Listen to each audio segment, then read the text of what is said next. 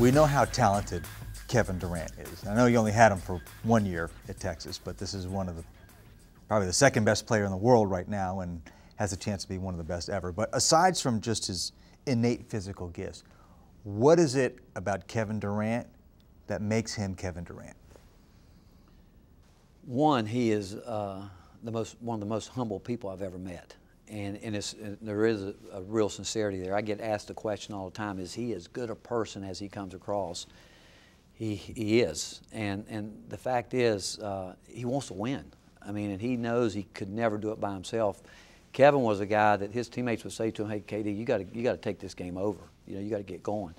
But he also is the most passionate, possessed player I've ever coached. I mean, you talk about a guy that, you know, there's always stories about these guys that would be in a gym late at night and early in the morning and could never. That's Kevin Durant.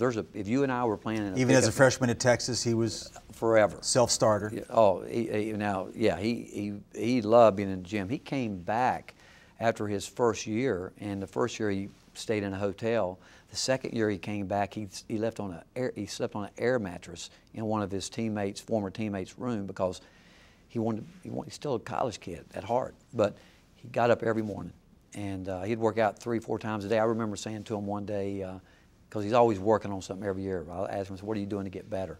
And he said, Coach, I've got to get better. I've got to become a better shooter, better player. I've got to be a leader, and I want to do it by the way I work. And he would literally work out 4 times a day, and he would go in at night and he would make 150 threes. You know, NBA threes late at, you know, come back at night.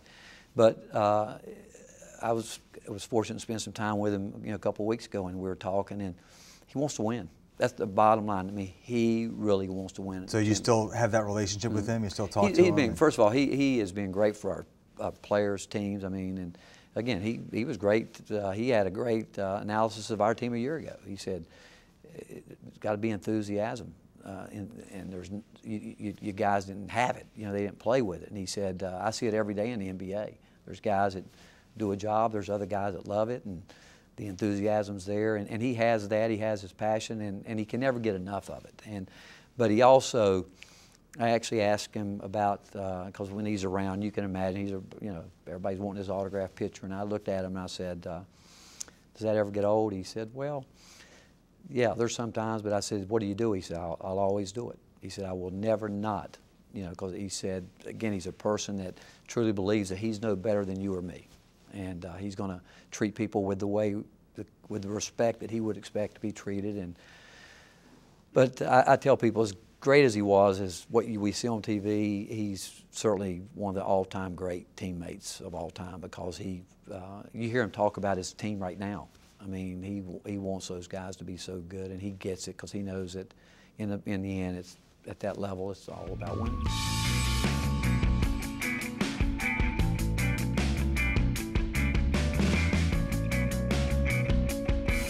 You are supposedly now a legend for your practical jokes, some quite elaborate.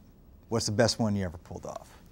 I can't tell you. All right, give me the second best one you ever pulled off. You know what? Give me some of Rick Barnes' greatest hits, because I know there have been some good ones.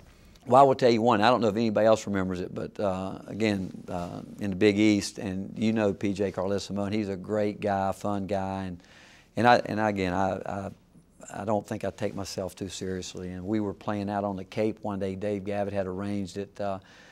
You know, PJ, myself, Gary Williams, all we're out there, but Dave, and we're going to play in Trangeese, we're going to play 36 holes of golf. And so we get started in the morning out on the Cape, and you can imagine wet, a little bit dewy, and I'm in the second group, and I go up, get ready to, the group in front of going, I go up to pull the flag and reach down, and for whatever reason, I just know I was getting my ball out of the cup.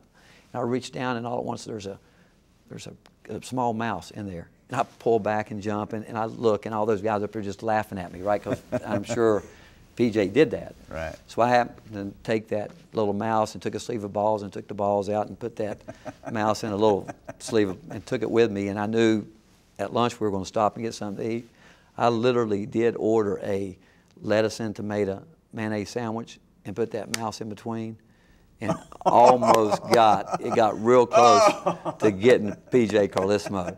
Take a bite out of him. And all I know is right at the end we stopped him, and he looked at me, and I don't even know if you remember. He looked back at me and he said, "Hickory, you're a sick human being." But, again, probably not an exact quote. But you ever think about moving people's cars? Is that kind of your go-to move? Well, I've done that with Todd Wright. I had him going. He thought he was losing his mind. My strength coach. You know, we shared an office together at Clemson, and Todd kept saying to me one day, he said, "Coach, I'm losing my mind." He said, every day I move my car a little bit, and you know, I keep putting it in the wrong place. And I would move it just a little bit. And what had happened, he had lost his hide key, and I found it and it fit. And so some days I'd move it 1 or 2 spaces. Some days I put the other side of the building. And this went on for weeks on weeks. And then finally I got bored, but it was so hilarious. And I didn't tell anybody. It was just only I knew. And he was just saying, "Coach, I'm telling you, this is nuts." And so one day I literally moved it to the other parking lot.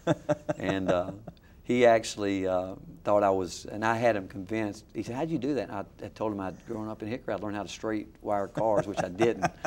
And but that went on, and I've had some good times. Who's gotten you the best? What's the worst? I imagine at some point there's been a little bit of a revenge factor. What has happened, Seth, is that people don't mess with me because they know there's no limits. You'll take it to another level. Yeah, they'll take it to another level. There's some guys that might a little bit, but not really, and because I would take it to another level. Yeah. Rick Barnes, always a pleasure, man. That's why I never messed with you. I never messed with you.